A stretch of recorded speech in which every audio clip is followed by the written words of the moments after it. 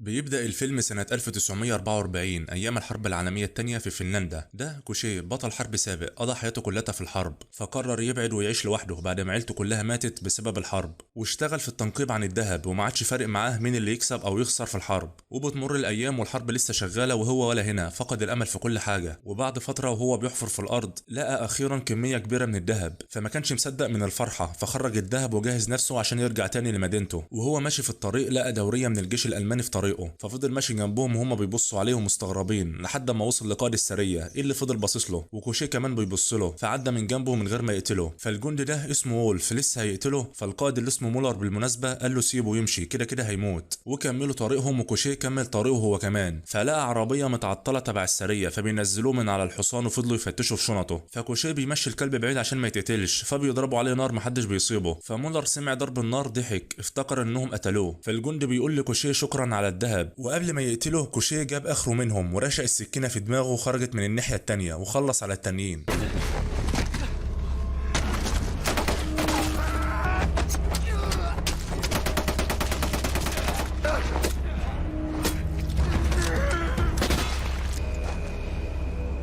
فمولر سمع صوت ضرب النار فلف ورجع تاني، لقى جنوده كلهم مقتولين، فبيلاقي قطعة ذهب، فعرف اللي قتلهم الراجل بتاع الذهب اللي لسه معدي عليهم. كوشيه وهو ماشي سمع صوت الدبابة وراه، فجري بالحصان وضرب النار شغال عليه، ففضل ماشي لحد ما وصل لحقل ألغام فانفجر فيه. فالحصان بقى كفتة، بس هو بيطلع سليم وما اتصابش، فبيفضل مش مستوعب اللي حصل لحد ما السرية كلها وصلت عنده، ففضل يجمع الذهب اللي على الأرض. فولف لسه هيقتله، مولر قال له استنى دلوقتي، فسابوه لحد ما خلص. فكوشيه مسك طوبة ووقف ليهم، فمولر قال له اقتله، فكوشيه حدف الطوبة على اللغم اتفجر عشان محدش يشوفه، ففضلوا يضربوا عليه نار. فمولر بيوقفهم ونزل على الارض وقال للجندي ده يروح ليه، فالجندي لقى لغم طاير في الجو وفرقع في دماغه، فكلهم واقفين مش مستوعبين اللي حصل. ففي اتنين تانيين راحوا له الالغام اتفجرت فيهم، فمولر بيقول لولف احنا زرعنا كام لغم، فقال له كلهم، فقال له خلاص روح هات بنتين من العربيه عشان هيمشوا قدامنا. فمولر لقى الميداليه العسكريه بتاعت كوشيه فخدها عشان يعرف هو مين، ففضلوا ماشيين والبنتين قدامهم، فكلموا القياده عشان يبلغوهم باللي حصل. فالاوامر جات لهم انهم يرجعوا تاني ويبطلوا مطاردته، وانهم محظوظين انهم لسه عايشين عشان الراجل ده كان كوماندوز مرعب جدا الافضل في وحدته ويقدر يدمر سريع لوحده وصعب جدا تموته. وولف بيقول له الاوامر اننا نرجع، هتعمل ايه؟ فقال له لا مش هنرجع، احنا كده كده هنخسر الحرب دي ولو رجعنا هنموت، فالذهب اللي معاه الطريقه الوحيده اللي هتامن حياتنا. كوشيه بيفضل ماشي فتره كبيره عشان يبعد عنهم، فبيرتاح شويه وبيعالج جروحه، ومن كتر التعب بينام، فبيصحى من النوم على صوتهم، فبيلاقوهم جنبه، فبيستخبى تحت العربيه عشان محدش يشوفه، فبيعدوا من جنبه. بس المشكله هنا في الكلاب اللي هتكشف مكانه لو فضل قاعد، فبيجري تحت العربيه وبيمسك فيها من تحت، فخرم تانك البنزين عشان ريحته تختفي والكلاب ما تعرفش تحدد مكانه، فالعربيه وقفت عشان الكلاب فقدت اثره، فبيجري من تحت العربيه، فبيشوفوه وبيضربوه في رجله، فمولر بيسيب الكلاب عليه عشان تقتله، فكوشيه ولع في نفسه، فالكلاب خافت فجري والنار ماسكه فيه وضرب النار شغال كمان، فنط في الميه وفضل قاعد تحت شويه وهم فوق مستنينه يطلع. بعدها بشويه ظهر فضربوا عليه نار، فنزل تاني تحت فافتكروه مات. ففي ثلاثة ركبوا المركب وراح يجيبوا الذهب، فأول واحد نزل المية جاك جه من وراه وقطع رقبته، وكمان شرب الهواء اللي طالع من القصبة الهوائية، فالدم طلع على السطح والجنود خايفين ينزلوا، فمولر قال له انزل وراه، فنزل المية وبعدها بشوية بيموت هو كمان. فالجند اللي فاضل خاف ينزل وفضل يجدف عشان يوصل للبر التاني ويهرب، فمولر قال له لو ما رجعتش دلوقتي هتموت، ففضل مكمل فخد رصاصة في دماغه. فالمركب وصل للناحية التانية وكوشيه بيطلع من المية، فولف اتخنق وجاب اخره فراح على نص بوصة وغربل المنطقة عشان يقتله، بس ما بيعرفش برضه وبيهرب منهم. فالكلب بتاعه بيقف جنبهم ومش عارف يعدي ليه، فمولر بيمسكه. كوشيه فضل ماشي وكل ما يمر على قريه يلاقيها محروقه ومتدمره، وده كان بسبب ان الجيش النازي كان بيتبع استراتيجيه الارض المحروقه، هي نفس الاستراتيجيه اللي روسيا وبوتين الكافر المجرم وكلبه بشار طبقوها في سوريا. فما تنسوش تدعوا لهم بعد كل صلاه، وللسودان وكل الدول المسلمه. نرجع تاني، كوشيه وصل لبنزينه متدمره فدخل جوه يرتاح شويه، فانهم غلبوا من كتر التعب، فبيصحى على صوت الكلب بتاعه، فبيلاقي صباع ديناميت متعلق فيه، فمسكه وحدفه بعيد بس بينفجر وبيغمى عليه وبيتمسك، فبيعلقوا المشنقه، ومولر بيقول له عندك اي حاجه تقولها قبل ما تموت، فبيعلقوه وبيفضلوا واقفين لحد ما يموت. فالجندي ده احتراما ليه وشجاعته خلع القبعه، فمولر خلع الكاب هو كمان وراح عنده عشان يتاكد انه مات، وبعد ما اتاكدوا سابوه ومشوا، وزي ما هو متوقع طلع لسه عايش، كان عامل نفسه ميت عشان يسيبوا المكان ويمشوا. فبيحاول يقف على المسمار ما بيعرفش، فبيدخل المسمار في رجله عشان يقف عليه ويخف الضغط على رقبته، وبيفضل متعلق لحد ما النهار طلع. فبتيجي طياره وبتعدي من فوق فوقه، فالمفصلات بتتفك والحبل بيتحرك واحده واحده، فوقع على الارض. فالطياره نزلت من المكان عشان تمول من البنزينه، وعلى حظه الطياره طلعت المانيه، فبياخدوا بالهم منه. فالجندي بيقول لزميله انه لسه عايش، فقال له اقتله واقتل الكلب، بس كوشيه بيخبطه في رجله بيقع على دماغه. فزميله راح يشوفه لقاه واقع على الارض، فكوشيه جه من وراه وخبطه في دماغه. ففضل قاعد كده يفكر وهو غضبان هيعمل ايه. فالطيار بيفوق فما بيرضاش يقتله، وبيقرر انه يركب الطياره ويروح ينتقم منهم ويجيب الدهب تاني. فبيعالج جروحه الاول وبيركب الطياره وراح يدور عليهم. السريه فضلت ماشيه لحد ما لقوا الطريق مسدود بالطياره، فبينزلوا وبيروحوا عند الطياره لقوا الطيار مقتول وحبل المشنقه حوالين رقبته. فولف بيشوف الحبل وبيقول له الحبل ده بتاعي، هو نفس الحبل اللي شنقت بيه كوشيه. فبيترعبوا كلهم وبيركبوا العربيات وبيمشوا من المكان. فالجندي ده بيقول لزميله هو مرعوب انه رجع تاني، فبيقول له لا هو مات مشنوق خلاص. فالبنت دي بتضحك عليهم، فبيقول لها انت بتضحك على ايه؟ فقالت له انكم هتموتوا زي اللي قبلكم، احنا عارفين قصته وعن اللي يقدر يعمله، فهو مش هيسكت الا لما يخلص عليكم واحد واحد. وفجاه الجندي ده بيموت والتاني كمان وراه بيتحدف من العربيه. فالدبابه ما بتشوفوش وبيتفرم تحتها. فبيدخل كوشيه العربيه وبيدي الاسلحه ليهم، فبيطلع فوق العربيه وبيقتل السواق وبيرميه بره العربيه وبيركب البنت مكانه. فالدبابه بتفرمه ومحدش بياخد باله، فبيقول لها هد شويه عشان يقرب من الدبابه وينط فوقها. فبتضرب فرامل مره واحده، فالدبابه قربت قوي من العربيه فبينط فوقها. فمولر بيقول لهم شوفوا ايه اللي بيحصل بره. فالجندي بيبص من الفتحه لا الجندي بيقول له كله تمام، فكملوا طريقهم. فالبنت دي زودت السرعه ووقفت جنب العربيه اللي قدامها، فبتبص للسواق وبتضحك. فالبنات التانيين فتحوا النار عليهم وقتلوهم كلهم. فالجندي بيقول للقائد ان الجنود كلهم ماتوا، فبيقول له سيبك منهم احنا خلاص قربنا نوصل. فبيسمعوا صوت الخبط فوقهم، فمولر بيقول له وولف اخرج يقتله. فبيوقفوا الدبابه مره واحده، فكوشيه بيقع على الارض وولف خرج وفضل يضرب عليه عشان يقتله، بس ما بيعرفش. وكوشيه بيلف حوالين الدبابه وبيطلع عليها وبيسحبوا بره وبيفضلوا يضربوا ببعض. فوقعوا هما الاتنين على الارض. فمولر قال له كمل طريقك وامشي. ففضل يضرب فيه شويه لحد ما ظهر جنديين تبع وولف. فولف فرح انهم هينقذوه. فكوشيه بص لهم ورفع البلطه، فترعبوا منه ورموا الاسلحه وجريوا. فكوشيه سابه وركب الموتوسيكل وكمل طريقه ورا مولر. ففرح انه ما قتلهوش، بس بيتفاجئ لما لقى البنات اللي كان اسيرهم جايين ناحيته بالاسلحه عشان يقتلوه. مولر بيوصل للطياره، فالطيار بيبص له فخرج المسدس وقتل الجندي اللي معاه وركبوا الطياره. فكوشيه بيوصل للمكان وبيفضل يضرب عليهم نار. فالطيار بيتصاب بس بيقدر يطلع بالطياره. فبيفتكروا انهم اتخلصوا منه، بس بيطلع متعلق في الطياره من تحت. فمن شده الهواء فوق كان هيقع، بس بيمسك في عجله الطياره وبيفضل يخبط بالبلطه في الطياره عشان يعمل فتحه يدخل منها. فبيسمعوا صوت الخبط، فمولر بيروح يشوف في ايه ورا، فلاقى كوشيه، فمسكوا ببعض.